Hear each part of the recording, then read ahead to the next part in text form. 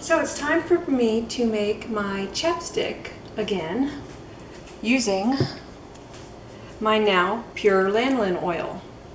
This is the only thing that keeps my lips from peeling off in flakes. I've tried many things and they work for a little bit, but they just don't stick. So speaking of stick, very, very thick. I've used the lanolin,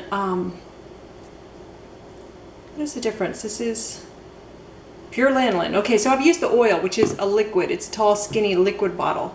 It's just not as effective for me as this, the pure lanolin. It doesn't say oil or what, just this thick stuff. Okay. Now what I do is I just take, like, this is an old Blistic thing. I peeled off the labeling. And you can see it's just about empty. I'm up to the plastic, the little. So I'm going to wind this all the way down again. There we go. And I'm going to refill that. First thing I'm going to do is just put enough water in the bottom of the pan to help create steam. Then I'm just going to take a little metal bowl that happens to fit lovely in here. Anything you can use to create a, you know, boiling, double, what do you call it? Double. So I'm going to take about an oversized teaspoon of that, of the lanolin. And I'm going to take my jojoba oil today. Sometimes I use aloe vera, sometimes jojoba. Anybody who makes fun of the way I say it, shame on you.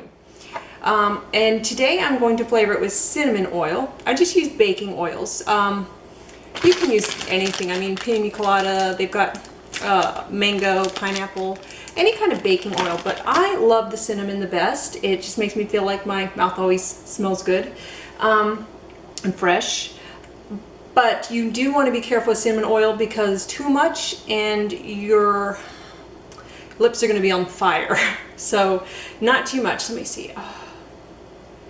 And that is actually something I wait until this is boiled. Now what I'm going to do is I'm going to turn this on. And the water is going to protect all of this. I'm just going to let it get to the melting point and then come back to it.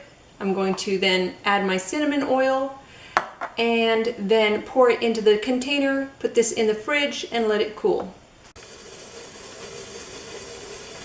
You can see the water is steaming now. Now what we have is basically a liquid.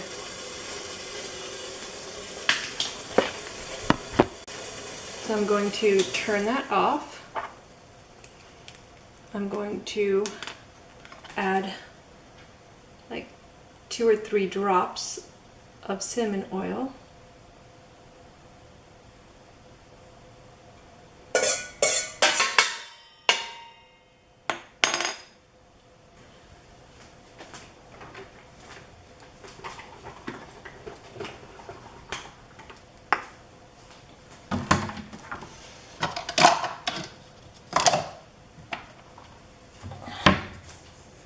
I don't usually use a funnel, but it just occurred to me that that might be a more pleasant way to pour this. I'm going to use a slightly bigger funnel.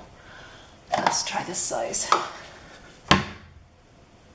Yeah, perfect. All right.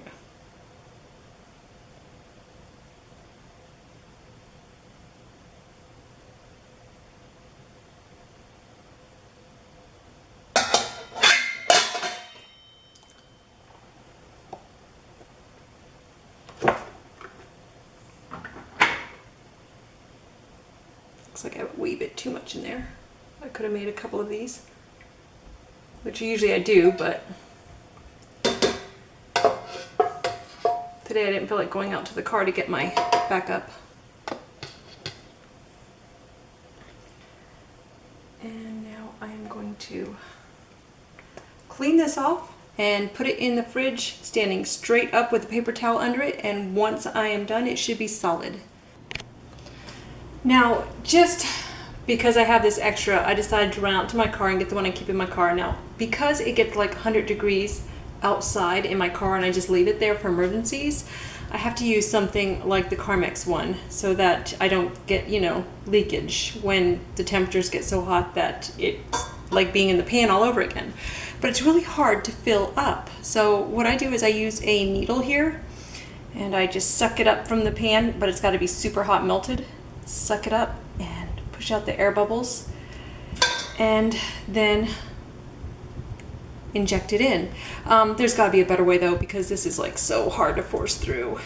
But it gets it done. It's, you know, so that I can leave a store and not feel like my lips are falling off because they're so dry, which is just the gift that I've been given. Dry lips. Okay, we're gonna check on the refrigerated stuff in just a wee bit. Well, it's time to get the chapstick out of the fridge. Oops, and I forgot the paper towel, but that's okay. I'd wiped it pretty clean before setting it down.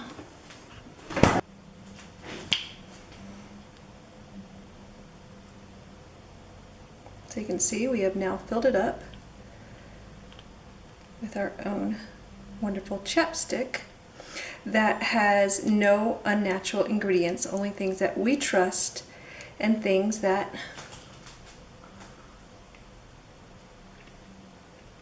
work well, really well. I love this stuff.